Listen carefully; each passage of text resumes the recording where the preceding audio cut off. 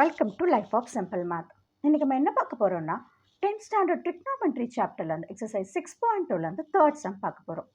So to a man standing outside his house the angle of elevation of the top and bottom of the window are 60 degree and 45 degree respectively.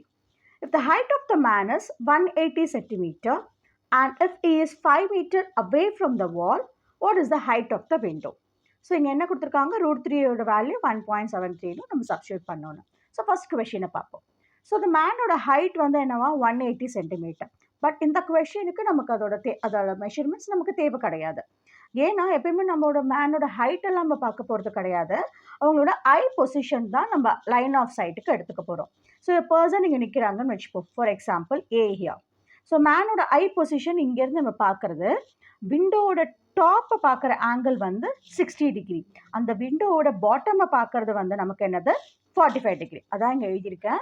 From A the angle of elevation of the window's top, that is nothing but 60 degree and it is bottom is nothing but 45 degree. Angle of elevation இல்லையா, elevation என்ன அர்த்தம், கீழே இருந்து ஒரு object நம்ம மேலே பார்க்குறோன்னா அது angle of elevation. இப்போ என்ன கண்டுபிடிக்க சொல்கிறாங்கன்னா இந்த CD value, that is height of the window. Height of the window நம்மளால் டைரெக்டாக கண்டுபிடிக்க முடியாது. அதுக்கு என்ன பண்ணணும், நம்ம ஹைட் ஆஃப் பிடி கண்டுபிடிக்கணும். இந்த பிடியிலேருந்து இந்த பிசியை சப்ட்ராக்ட் பண்ணிட்டோம்னா நம்ம ஈஸியாக ஹைட் ஆஃப் த விண்டோ கண்டுபிடிச்சிடலாம்.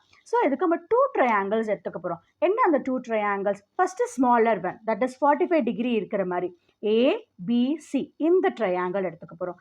இந்த ட்ரையாங்கிளில் tan தீட்டாவில் ஆப்போசிட் பை அட்ஜசன்ட் சைட் பார்க்க போகிறோம். இதோட ஆப்போசிட் சைடு என்னது, பிசி.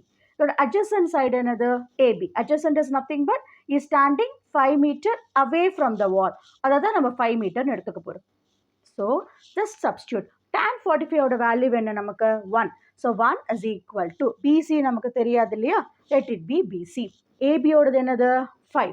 ஸோ அப்படி எடுத்துக்கலாம், cross multiplication பண்ணிக்கலாம். இப்போ BC is equal to 5 meter. So ஈஸியாக நம்ம இந்த BCயோட வேல்யூவை 5 மீட்டர்னு கண்டுபிடிச்சிட்டோம்.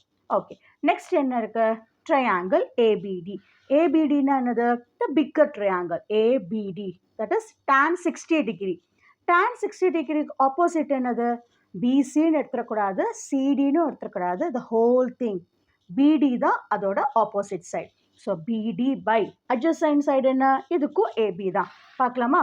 அப்போ tan 60 டிகிரி, tan 60யோட வேல்யூ என்ன √3. பிடி நமக்கு தெரியாது இல்லையா, so let it be BD. AB வந்து 5. Same thing, cross multiplication. இப்போ பிடி இஸ் ஈக்குவல் டு 5 √3. கொஸ்டின்லேயே கொடுத்துருக்காங்க இல்லையா, √3னா என்னது 1.732 சப்ஸ்டியூட் பண்ணுங்கன்னு.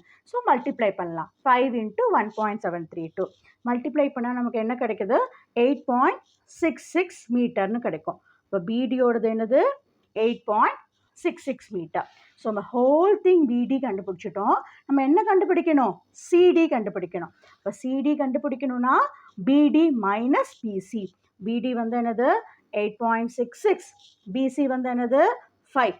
ரெண்டுத்தையும் சப்ட்ராக்ட் பண்ணிட்டோம்னா 3.66 மீட்டர். அதுதான் நமக்கு என்னது height of the window. So first என்ன பண்ணணும், ஸ்மாலர் ட்ரையாங்கிள் tan 45 டிகிரி கண்டுபிடிக்கும் போது நமக்கு பிசி வேல்யூ கிடச்சிடும். ட்ரையாங்கிள் ஏபிடி பிக்கர் ட்ரையாங்கிள் பண்ணும்போது நமக்கு பிடி வேல்யூ கிடச்சிடும். So CD is nothing but BD minus BC. இதை பண்ணோன்னா நமக்கு சிடியோடது கிடச்சிடும். தேங்க்யூ.